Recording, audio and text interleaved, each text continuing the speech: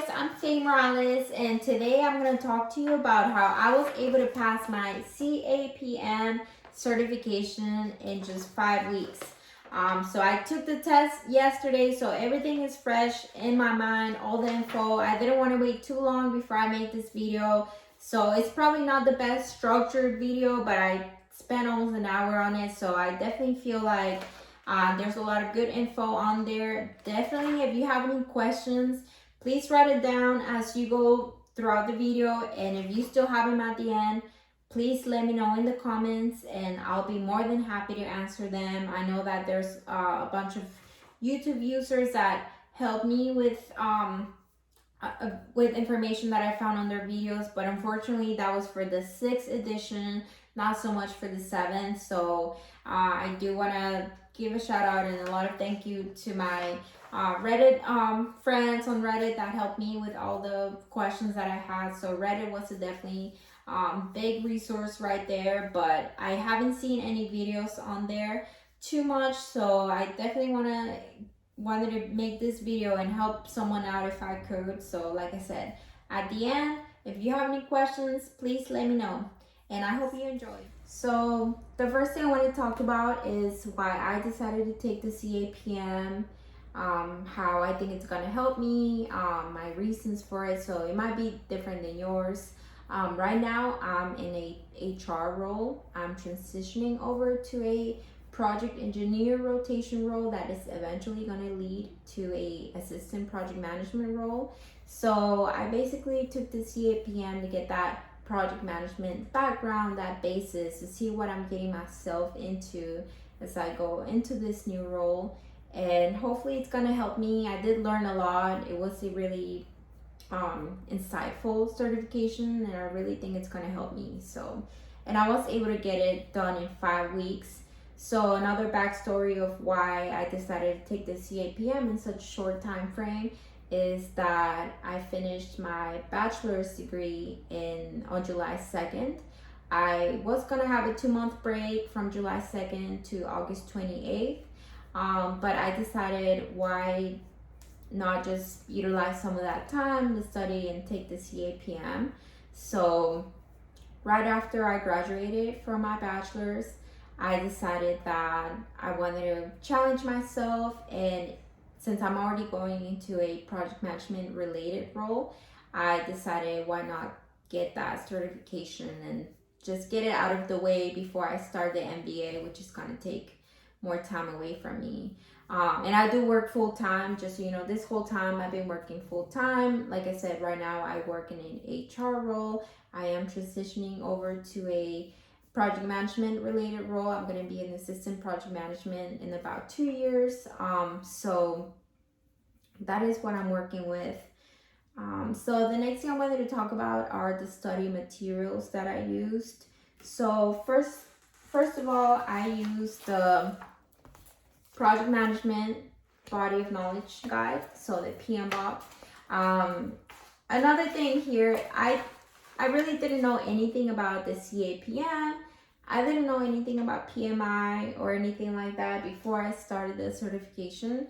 I actually went into it just looking for a certification that was project management related, that I could add to my resume, also add to my knowledge, and be able to get that basis. And so when I looked it up, I was really interested to see that the Project Management Institute existed. I didn't know that they were a very esteemed organization, that they had all these different certifications. So I know they have the PMP, they have the CAPM, they have another for business analysis, another one for agile. They have a lot of certifications, but this one is the most suitable for me as I'm brand new into the project management realm. So really happy about that. So I want to show you a little bit about how I studied the PMBOK. So if you go into the Project Management Institute website, you'll see information about the CAPM. It's going to have the exam content outline for the 7th edition already. Everything for the 7th edition is already updated in there. It's also going to have a reference list. So you'll see the CAPM is based on various different books. So I don't know how many. I think it's more than 4. I don't know if it's more than, I don't know if it's less than 10, but I think it's less than 10. It's somewhere around there. The PMBOK is one of those references, and if you're looking at the reference list, you'll see that the PMBOK is a big chunk of it. It actually takes over a page and a half worth of references out of the couple of pages on there. And so I found that really helpful. That's why I decided to get the PMBOK guide, and I didn't decide to get any of the other books because I really wasn't going to have time to study them. I was better off taking a course, using the PMBOK and using a couple different materials that I'm going to talk about. So in addition to the PMBOK, I took the Joseph Phillips Udemy course. So I know that everyone talks about this course. I saw it all over Reddit. It was a no-brainer for me to get it. Even for the 7th edition, I know that recently when it was transitioning from the 6th edition to the 7th edition, I think it changed. So they still have the 6th edition content on there, but I believe that on July 25th they removed that, so you'll only see the 7th edition on there now, because the 6th edition is just irrelevant at this point. That was phased out, so you should only see the 7th edition content on there. Another resource that I used was the Pocket Prep. So I actually learned about the Pocket Prep 2 weeks before I took the exam. So I took the exam yesterday. I took it proctored from home. And yeah, I learned about the Pocket Prep about 2 weeks before I took the exam. Someone on Reddit mentioned it. I actually saw a couple of people on there mentioning it after that first person mentioned it. I started looking and there was a bunch of people that mentioned it. So I downloaded it and I started using that for the last 2 weeks. So that was really helpful because it was easy on your hand and you could just take the tests anytime. And I believe they have 1,000 questions on there. I think I do have some type of code that gives you about 20%. I don't know if it works, but if you can try it and see if it helps you. I only had 2 weeks left of it, so I only did the 1 month subscription and then I immediately canceled it on my app store. So it still gave me the 1 month, but I knew for sure that it wasn't going to be a reoccurring charge because I canceled it. And then the other resource that I use for I use this almost at the very end because this is a CAPM exam prep questions book. I know it's really big. That's why I used it at the very end. It was really intimidating for me to open this after I had read the PMBOK and had taken a bunch of notes from the Joseph Phillips Udemy course. So when I finally opened this book after weeks of not opening it, I saw that I was missing out. There's actually lots of great explanations for each of the questions, and that is something that I also saw on the Pocket Prep app, but I feel like if you like writing and highlighting things like I do, and just, you can see here I highlighted everything. If you like highlighting things and basically circling and understanding things visually, that is the type of book that you want. Another one that I do not recommend this book. I know that there was one Reddit user that kept commenting on people's posts raving about this book. I don't know if that's the author of the book that keeps commenting or what's up with that, but I mean, I wouldn't say it's the worst book, but here it is. It's called the Peter Landini Project Management Practice Questions for the CAPM. Like I said, I wouldn't say it's the worst. I mean, it has questions in here. It has a couple of graphics on there. But however, when you get to the answer sheet, you only see the answers. So if you want to go back and see the explanations, there's no way for you to know why that answer was wrong instead of the other ones, or there's no explanation.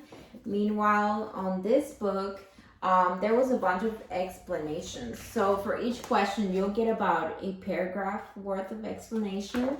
And to me, that's really useful. I know that seems like a lot, but to me, I really like to know in detail why that answer was, and I like to learn things that way. I like making those type of connections in my head.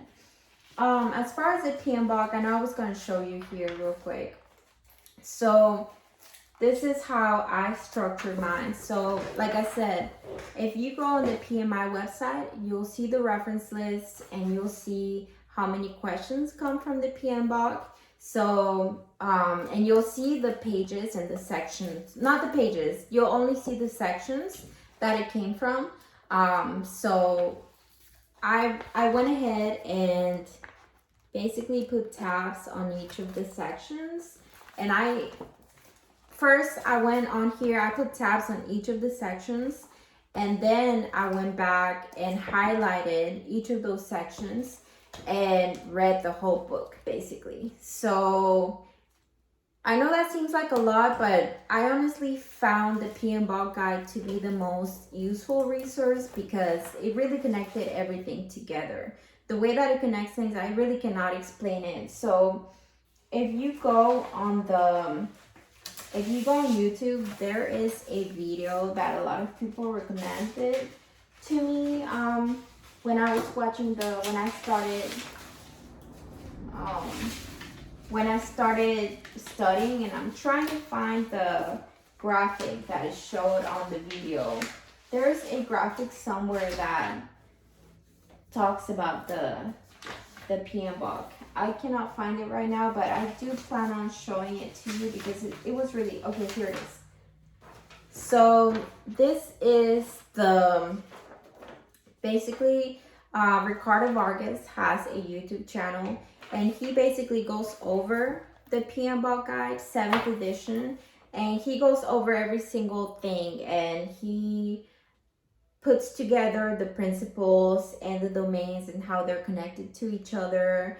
And before reading the PMBOK, I watched this video. I took mental notes. I really didn't take any physical notes. I mean, I printed this, and as he was talking about it, I was going through it and basically trying to get a grasp of the PMBOK because, like I said, I didn't know anything about CAPM or PMI, project management, or anything like that. So that gave me a good basis to start, but it definitely wasn't nearly enough. I was still confused.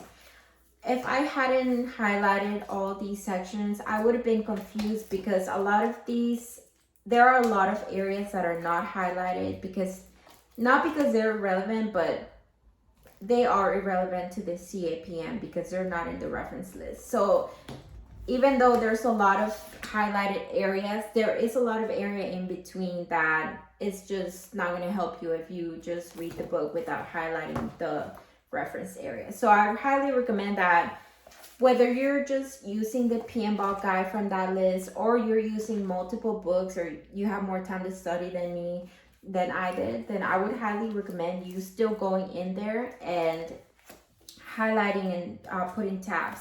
So I also went ahead and put the 4 domains here. So the CAPM will have 4 domains. So the first one is project management, fundamentals, and core concepts. The second one is predictive plan-based methodologies. The third one is agile frameworks. And the fourth one is business analysis. So the first one is going to be 36%, the second one 17%, the third one 20%, the fourth one 27%. So that is how it's structured, and it's really interesting to see that. If you go on PMI, you'll actually see the different domains that the test is based on. So, and it'll actually show you, this is the exam content outline. So domain 4, business analysis frameworks, 27%, and it'll show you the different tasks that you'll need to focus on. Domain 1, project management fundamentals, 36%, the different tasks. And then domain 3, agile frameworks and methodologies, 20%. Domain 2, predictive plan-based methodology, 17%. And then this is the reference list that I was referencing earlier. And as you can see, this full page here is actually regarding the project management body of knowledge book, and then the rest of almost the rest of this page, so half of this page. So as you can see, a lot of the references came from the PMBOK, and there are more pages in this reference list, but I only downloaded these two because these are the only ones that I use to highlight this book. But there are more pages. I don't know how many. There aren't way too many, but that there are more than that. So I would highly recommend you going in there and highlighting the PMBOK. So I'm not gonna lie, in addition to that, so the PMBOK has the glossary, and you can see here it has the definitions. It has all the terms. It has the definitions. It has the acronyms. And so what I went ahead and did is I used the Joseph Udemy course. The Joseph Udemy course also has definitions and terms. So I went ahead and took the ones that were both in the PMBOK and the Joseph Udemy course, and I started there. I started making flashcards on all those definitions. So that is how many flashcards I was able to make. So I don't know how many that is. I think I took about 3 packs of flashcards. So I didn't finish the 3rd pack. So it's about 250 flashcards. So that is how many I did.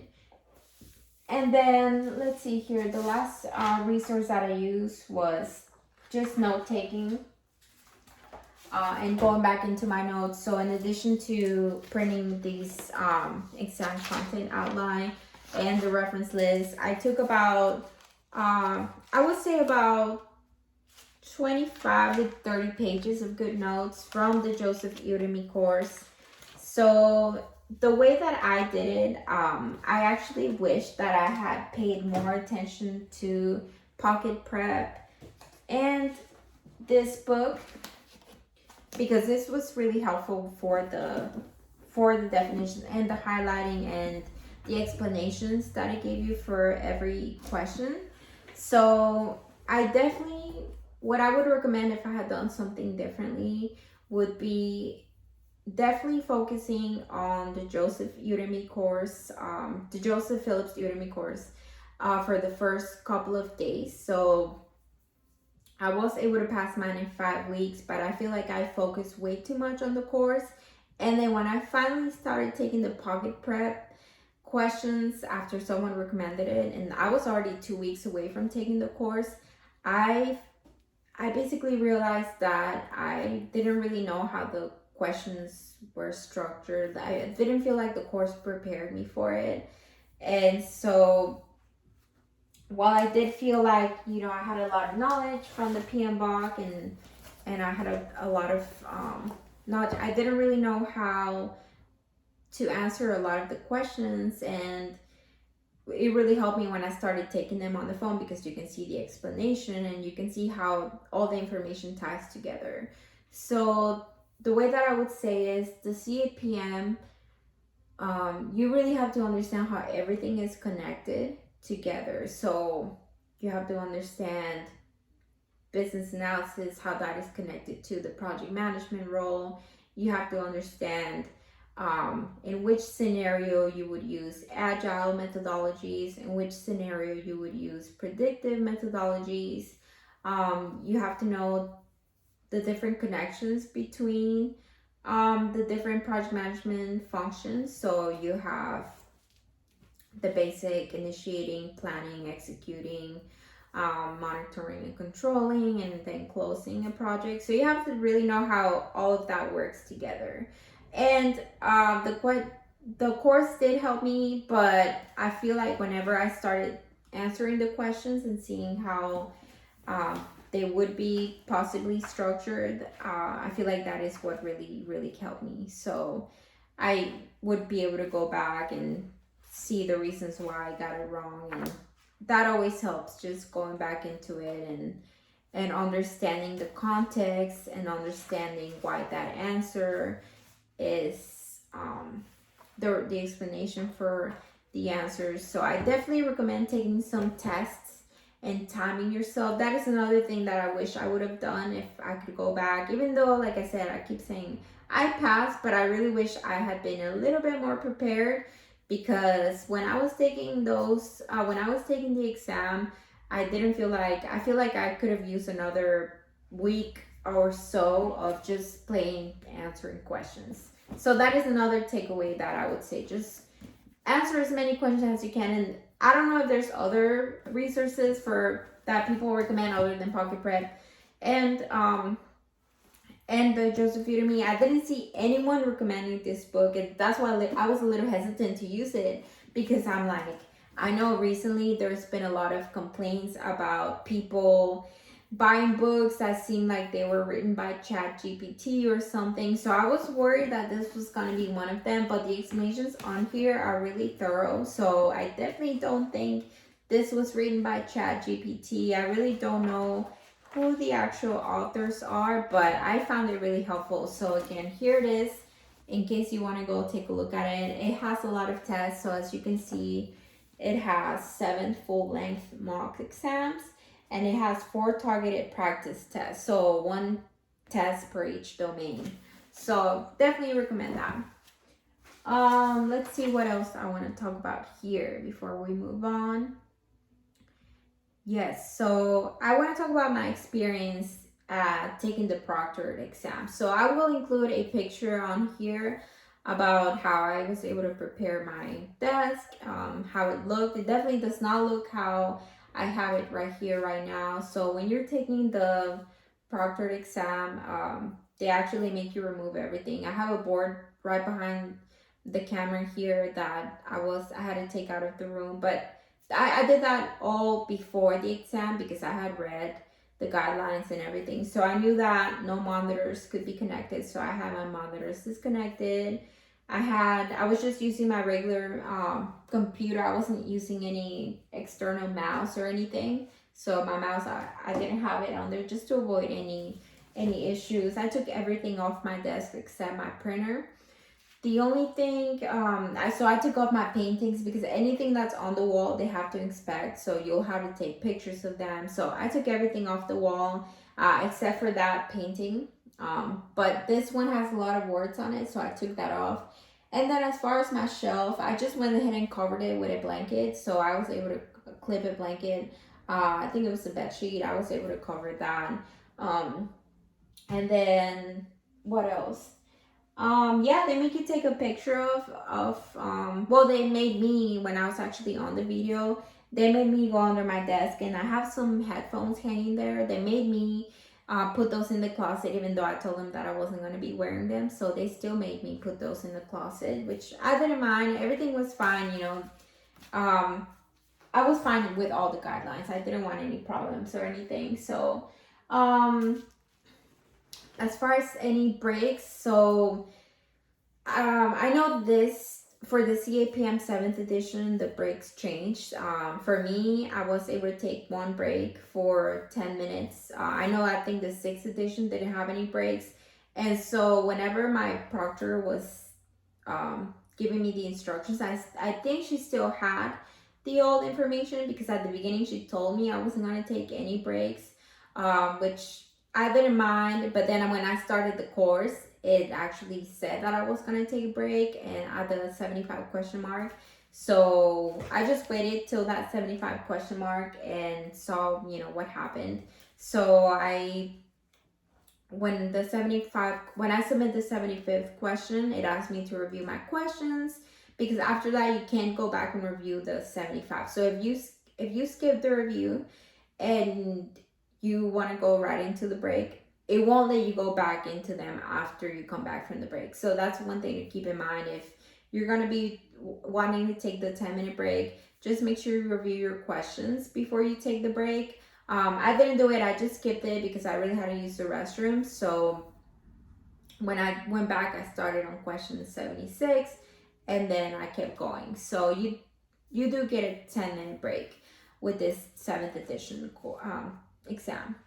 Another thing, they don't allow you to have any water bottles and all of this. I think except for I think as of today, the break information is still outdated on the PMI website. I think at least the video that I watched still said no break. So I think they're still updating the video. But as far as water bottles or any type of liquid, the only thing you can have on your desk as far as liquid is something in a clear container. So it has to be fully clear. So if it's a water bottle, take off that label, just have it the clear water bottle. I didn't have any water bottles, so I ended up finding a jar that I used, and you'll see that on the picture. It's actually a French press jar, or French press, a clear French press, basically the bottom part of it, that I used, and I just used that to drink water. And it looks like they saw it in the picture because they didn't tell me anything about that. So when you first start taking the test, when you first check in, you'll do the check-in process. They'll make you take pictures of everything, the front of your desk, the back of your desk, the left side, the right side. They make you take basically a check-in selfie, and then they make you take a picture of your ID right then and there. And then after that, you'll just wait for them to call you. The camera will turn on, and then they'll let you know, like, if they need to call you on video to make sure that there's nothing else that is out of guidelines on your desk. And so after that, let's see, I was able to start the test, and then, like I said, just take the 10-minute. I did take the full 3 hours, so I'm not sure if other people took longer than 3 hours. I took the full 3 hours. I actually was submitting the last question with a couple of seconds left. So I did take the full 3 hours, and I think that it really made it. You have to put it in perspective that it's 180 minutes and it's 150 questions. So you get about 1.2 minutes per question. So there's really not that much time to be thinking and taking your time with the questions. If there's a question that you really don't know, flag it. Just flag it. Make your best guess and flag that question, and then at the end go back to it. So I wasn't able to go back to that many questions. I think I was only able to go back to 2, and I think I only changed 1 answer or 2 answers. But at the end, I was happy with my decision and not, because I clearly passed. And so another thing I will say, if you really don't know the answer, but you sort of, based on your knowledge, if you don't know the exact answer because you haven't seen it on your study materials, if you don't know it, just make your best guess. I feel like if you have studied for at least 5 weeks, if you have studied for at least 3 months, you'll definitely have that basis. So just take your best guess. You studied for it already. You probably have some type of basis as to why you're making that guess, even though you don't know if that's the exact guess. Something in your studying journey led you to that guess, so I definitely would go with it. That is what I did. So there's a couple of questions on there that I didn't know 100%, so I just took my best guess and moved on. I'm like, this might not be it, but I have no choice, because clearly I feel like none of the other answers were it. So I just took my best guess on a lot of them, and it ended up turning out the best. I really don't recommend doubting yourself and going back and double thinking everything. I know that it can be hard. A lot of people get test anxiety. I definitely didn't have a great night of sleep the day before. I actually had a dream that same morning that I was late to the exam, and it was just a crazy night the night before. I didn't feel like I was mentally prepared, but in the morning I made some coffee, got up early, went outside, took a fresh breath of air, and I was able to jump right into it when I got back. I did end up taking so I had my morning coffee, had some water, make sure that obviously you pee before you start the test, because it is still going to be 75 questions. So that is going to be about 80 minutes that you don't go to the restroom. So I definitely recommend that you use the restroom before you start the test, just so you can start with a clear mindset. What else? I did take, I don't know if you're into vitamins or anything like that, but I take the focus factor vitamins. And in addition to that, I took 2 B12 vitamins, the ones that you put under your tongue for energy. So I don't know if it's a placebo effect. I don't know what it is about those focus factor. I get them from Costco. That's just a tip. Maybe it doesn't work for you, but it worked for me. So I feel like whenever I take those, I feel a little better. Or maybe it's psychological, but I don't care. It's worked for me. So the focus factor pills, I took 2 of those. So it's supposed to help you focus, supposed to give you energy. So I did that, and I think that helped. I think that was about 2%. 2% I hope, at least for me. Let's see here. Some other questions that I have gotten about the test is, were there any scenario-based questions on the test?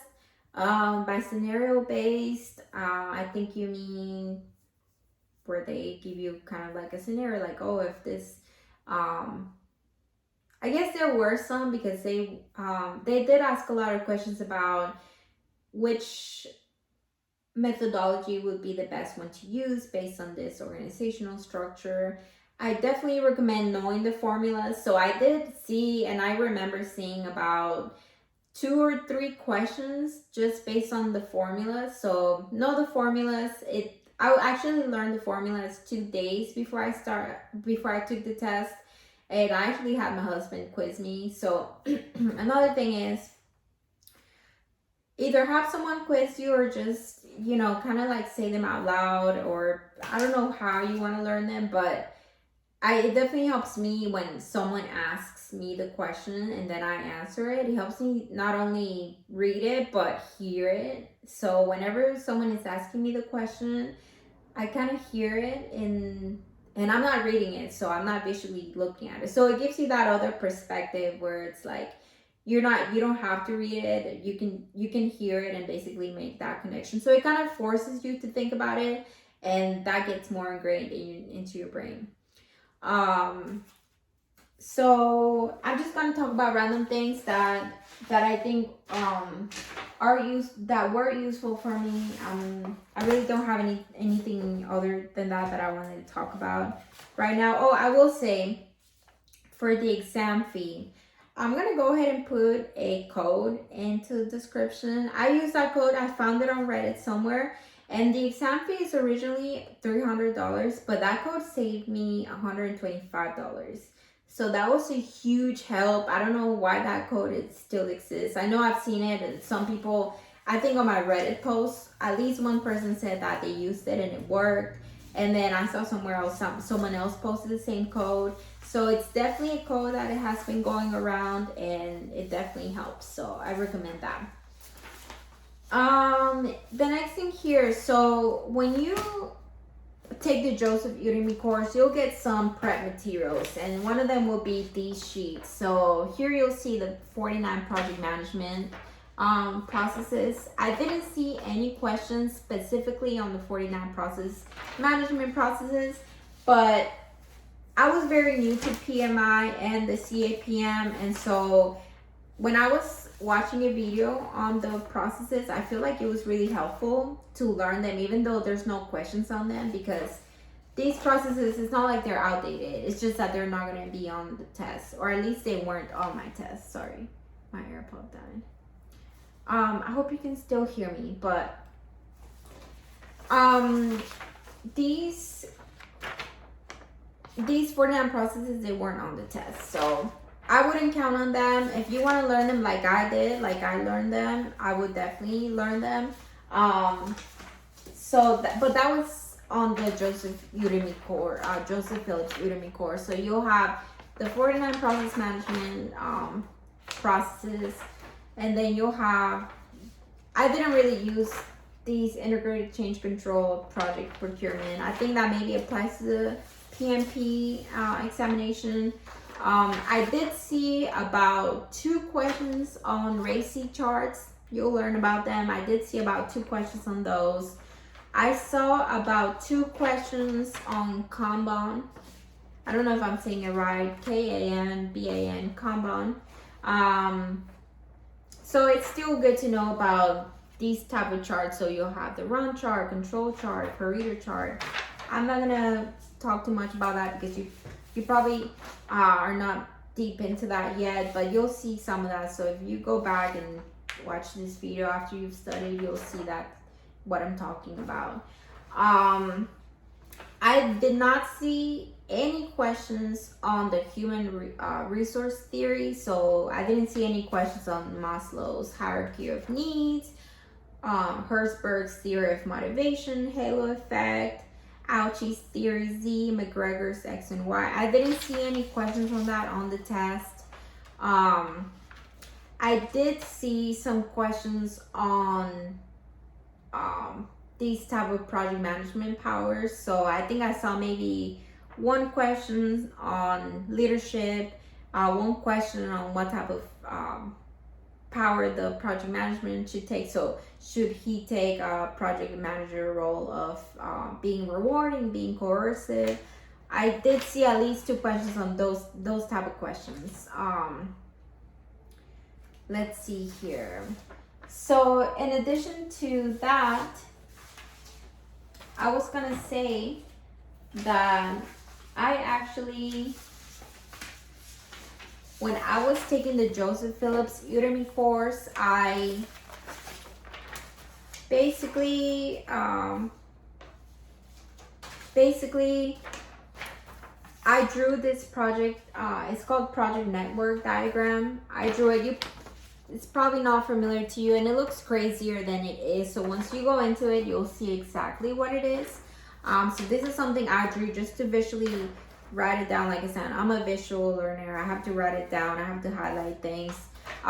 So when you go through the Joseph Udemy course, you'll go through one of these examples. I didn't see exactly questions about the actual diagram and how to identify pieces of the diagram, but I did see questions about what the critical path is, and I think there might have been 2 or 3 of those questions about the critical path, but I didn't see any questions asking you about the actual diagram. But still, this is super helpful because it helps you learn what the critical path is, the different floats. So what float is, what critical path is, what early start, late finish, early finish, which one of these is the early finish, and all of that. So the Joseph Udemy course does not have these explanations that I added on here. This was just for me as I was going through it, and Joseph was going through it. I was writing my own explanations on here. So that really helped me. So again, there are more terms on here that are really helpful, like what is finish to finish. So it shows you the project network diagram as well as the terms associated with it. And that's definitely going to give you more basis. So definitely learn the material, download those PDFs, print them out, highlight them if you have to. It's funny because I actually had these PDFs, and I actually taped them on the wall next to my toilet. I know that's a little cringe, but I was able to spend some time. So whenever I was using the restroom, I decided that I wanted to read. It made me put my phone away because I knew that I only had a couple of weeks to learn, and it made me put my phone, rather than being on my phone, I was just kind of reading and going through these. So my husband made fun of me, but I think it helped at least 1%. So that's just another tip if you want to go ahead and do that. I know not everybody's into that, and not everybody wants to tape things on the wall. Personally, it didn't cause any damage to my paint or anything like that. I use just regular office tape. So yeah, that is what I used. I'm trying to think if there's anything else that I used to study, but that is pretty much it. I think Let me see if there are any. Well, actually, I'm recording my phone, but let's see. So the way that I structure my study, 5 weeks again, 5 weeks. The first few days, I took the Joseph Udemy course. That's just how I did it. Like I said, I recommend doing more and probably reading more. I know that there's one person out there on Reddit recently that posted that they read, I think, a lot of the books that are on the reference list that PMI posted. Like I said, I only read the PMBOK, but that person scored above target on all 4 areas. I scored above target on all areas except the fundamentals, so I still think that was pretty impressive. So that is the reason why I highly recommend the PMBOK, because if I was able to score that, and only reading the PMBOK and obviously those materials, but out of the reference list, only reading the PMBOK, that tells you a lot about how much this helps. And so I know you see a lot of colors here, and this is the color code here, by the way. I don't think I explained that. So green was the first domain, pink, light pink, second, third. And then that's how you can see whenever you're going back into it, if you're scoring low on the first domain, then just go in here and kind of like read up on the first domain tabs. So I didn't see that anywhere. I didn't see anyone doing that anywhere. So I thought that was a fun thing to do. Also very visual. It helped you interact more with the book and see as you were highlighting, as you were putting the tabs, it helps you interact more. It helps you own it more. And I have almost this whole thing highlighted. So yes, I would say what I did was the first few days I did the Joseph Udemy course, and then I finally decided I wanted to get the PMBOK. So I didn't get this from the get-go. I got this after a couple of days after starting the Joseph Phillips. And then after that, just take notes. So I would say the first 1 or 2 days, just listen to the course. Don't take any notes because I feel like you're not going to pay attention. First, use your audio sensor skills to just listen to it. Then I would say read the PMBOK a little bit. Get familiarized with it. Then alternate between taking notes from the Joseph Udemy course. What I did is I first listened to it, then I took notes on it. So I wanted to focus on it. I wanted to hear it while I was doing chores, while I was driving, just hearing it, and then go ahead and take notes on it. And then obviously read the full PMBOK. I would say focus on this for a couple of days. Don't take 2 weeks to finish it. I actually read the PMBOK in less than, I would say, 5 days. So it is a 274 page book. I read it in about 5 days. But again, after you already have your tabs on there, it's much more easier to read because you know which areas to skip. So you don't have to read the whole thing. And if you find yourself going deep into the other areas that you didn't highlight, I would say just skip them because I didn't read all the areas. I read the main areas, and as you can see, not only did I highlight, but I took notes within it. And so let's see here. I might have an example here somewhere where I took notes. So I highlighted, I took notes, and all within 5 days, I basically focused on the PMBOK because that really does bring everything together. So do not go taking the CAPM without reading the PMBOK for sure. And then at the very end, like I said, someone mentioned the pocket prep, and then that was 2 weeks before, August 16th, before yesterday when I took my test. And so definitely, I would say get the pocket prep before that. So don't get it 2 weeks before you take the test. Get it almost at the beginning.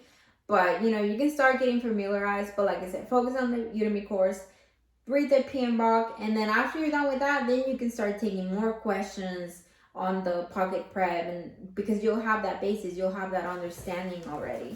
And then, like I said, this one was really helpful for me. So find this and take it. If you want to highlight it, go ahead and do that. If you want to put tabs, go ahead and do that. I did it in 5 weeks. Like I said, I work full time, so I definitely think that if you want to go ahead and do it, if you work full time, I think that I don't think I killed myself studying. So I would say I studied about 2 to 3 hours on the weekdays. I feel like on Friday I kind of slacked a little bit because I was tired from work, and then I did a little bit on Saturday, and I really feel like I really took advantage of those Sundays. So one thing for me, like I really didn't have much social life throughout those weeks. I know that some of my friends were worried about me because I wasn't really on social media or anything. So I would say stay committed. Stay committed to it. If you're really serious about doing it, the way that I didn't, I like doing this for a lot of things in life. So here's my certificate. The way I like doing it is, if I'm gonna do something that I'm serious about, that I want to get, that is going to help me with my future, whether it's a certification, whether I'm going to be taking on a new position, whether, even if it's small, let's say I say I'm going to start working out more, or I really like letting people know. So let people around you know. Be serious about it. So own up to it. Just say, if you're really going to do it, don't take 6 months to get it done. I would say 6 months is outrageously long to study for the CAPM. I definitely think that maybe 5 weeks was a little excessive. Maybe I could have taken 1 or 2 weeks longer. But I definitely don't think that you need more than about 3 weeks, because I did find myself forgetting some of the items that I had studied during the first week. On week 5, I was already like, I studied some of this, but I don't really remember a lot of it. So definitely stay consistent. Definitely don't take too long to take the test. So what I did, so not only did I tell my family, my friends, that I was gonna do it, that basically helped me accountable for it. So if you said you're gonna do something, and if you tell people about it and then you don't do it, then that's you breaking your word, you know? So first tell yourself, ask yourself why you want to do it. I did it because I'm going to go into this position. So I want to be serious about it. And I want to basically earn this credential that's going to help me get that basis. And obviously, you know, it's a really good credential to have. Eventually, I want to get the PMP, but I obviously need a little more experience in project management. But I definitely will get the PMP eventually. So yes, tell people about it, do it, hold yourself accountable. And another thing, when you're starting to do it, give yourself a timeline and stick to it. And a big way to stick to it is, as soon as you're done with the 23 hours of the Udemy course and you have that certificate, go ahead and schedule that test. So it's going to have you upload I think it's going to have you put in your info on where you got the education from, the 23 hours. And so right then and there, you can schedule the test. So what I did is, that's what I did. That's exactly what I did. And that's another reason why I took it from home, because I didn't see any of the locations near me that had it. It was only proctored from home that had the test available. So that's what I did. I was like, whether it's convenient or not, I have to do it. So I really was against doing it from home, because honestly, I have the window right here, so there was some cars passing by, and you can have music. Like, I'm usually studying with music and stuff, so you can have that. My dogs were outside at some point and they were barking a little bit. So obviously there can't be that much noise. They weren't barking too much, but every little thing distracts you when you're so focused. So, but that, I had no option. That's the only exam test that was available, and I didn't want to keep waiting. Like, another thing is, I don't know about you, but me, like, I have to have it scheduled so I can know it's real. So I know I have a timeline. So if I haven't scheduled it, I feel like it's not real. So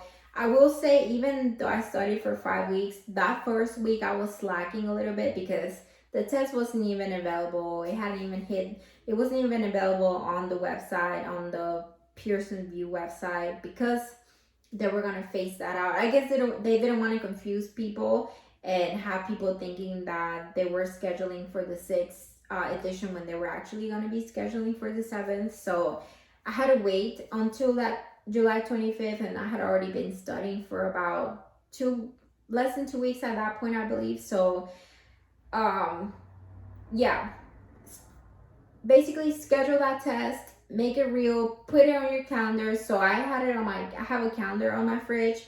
I put a countdown on my calendar. So after I have my August calendar right there right now.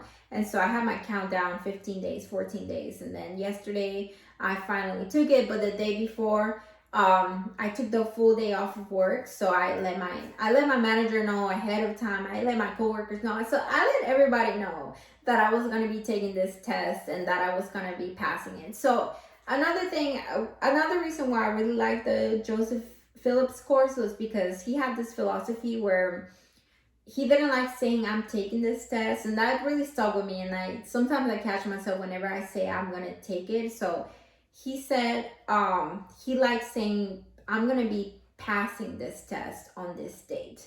So give yourself that mindset. Basically, once you've scheduled it, just let everybody know I'm gonna be passing my test on September 15th, on October 15th, or whatever date you want to pick. But make sure you let everybody know, and make sure you put on your calendar, I'm going to be passing my test, because that really helped me out. The mindset really helps. Like, just have that mindset for yourself. I know I've taken a couple different proctored tests before. So I have my PHR, I have my real estate license. I've taken a couple different tests like that before. So I already had that experience before. It was different than taking it from home, but I definitely recommend that if you haven't taken proctored, basically just look at the guidelines. Make sure that you're prepared for whatever test day will look like for you, whether it's in person or at home. Make sure you're prepared so that you're not scrambling last minute. Definitely get that good night of sleep, get a light breakfast. Don't change your routine way too much. So my routine was definitely different because I couldn't sleep, and then I had to take it from home. I changed up my whole office. I covered everything, so it seemed kind of lonely. You'll see in the picture. But basically, for you, just try not to change that routine way too much so it's not super crazy for you. I did take it at 8 a.m.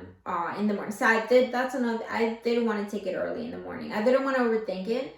So I basically woke up, got ready, but I took a shower and I got ready like if I'm going to the actual test. So that's another thing that the attitude really helped me, like getting ready, put some makeup on. I wasn't just in my PJs taking it. So that really helped my mindset. Just thinking that I'm actually being a little bit more formal.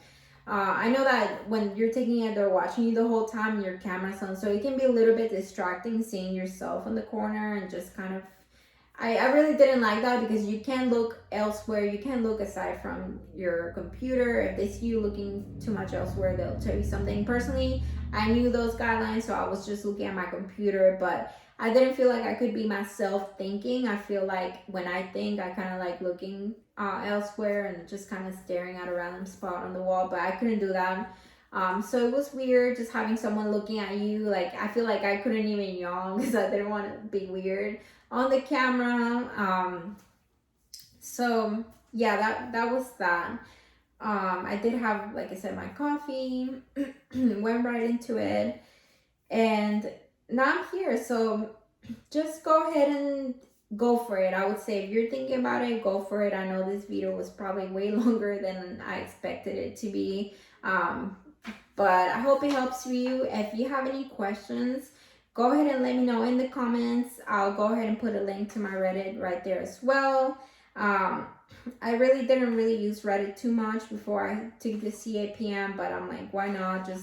I like helping people out. I know that when I was looking into the CAPM, there was a lot of great info for the 6th edition, which I'm sure might still be helpful for the 7th, but the test changed and my experience was a little bit different than what they explained online. So, and I know that the certificate changed now. It had a different wording on there now.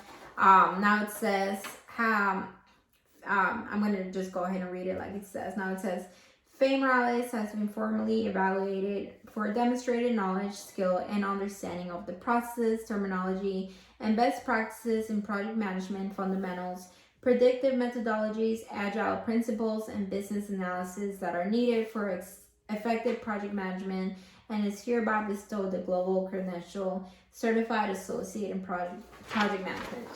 So here it is. Like I said, if I can do it, you can do it. I work full time. I was mentally drained after I did my bachelor's. Now I was able to, I didn't study, I didn't kill myself studying. I feel like if you wanted to get it done in 5 weeks, I studied, like I said, 2 to 3 hours per day on the weekday. I went hard on it. I went hard on Sundays.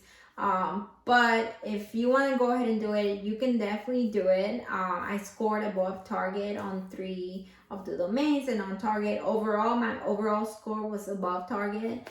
I haven't really taken a look at the breakdown of how I scored on each task. I know I was looking at it earlier where it tells you the different tasks and how much you scored on each task. I really don't, it's not that I don't care, it's just that I already passed, and of course, if I want to ever go back and see, which tasks, and basically go back into my notes, maybe that would be helpful. But at the end, what matters is that I passed above target as a general category. So I think you can do it.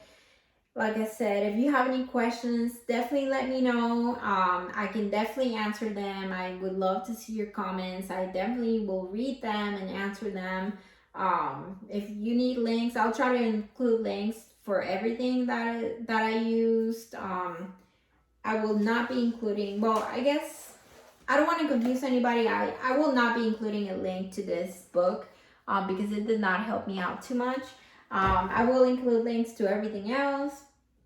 And yeah, if you need anything, let me know. And I wish you the best. If you're considering it, I would say definitely do it. I know you can do it. You will pass. Make sure you put yourself in that mindset. And I will pass the CAPM. You will not just take it, you will pass it. Let everybody know. Let your family know. Let your coworkers know. Put it on the calendar. Basically, as soon as you're done with the course, schedule it so you know it's real. You have a deadline. Give yourself no time to basically slack off and not study. Have your partner or your friend, roommate, whatever it is, hold you accountable for it. Another thing I did for those couple of weeks is I deleted social media. I think I was only checking it like once a week, but really I was focused, so I really didn't want to use it too much, and I didn't really have to. Like, when you have a goal, you just go for it. So just go for it. Again, thank you so much for watching, and I would be happy to answer any other questions. Thank you.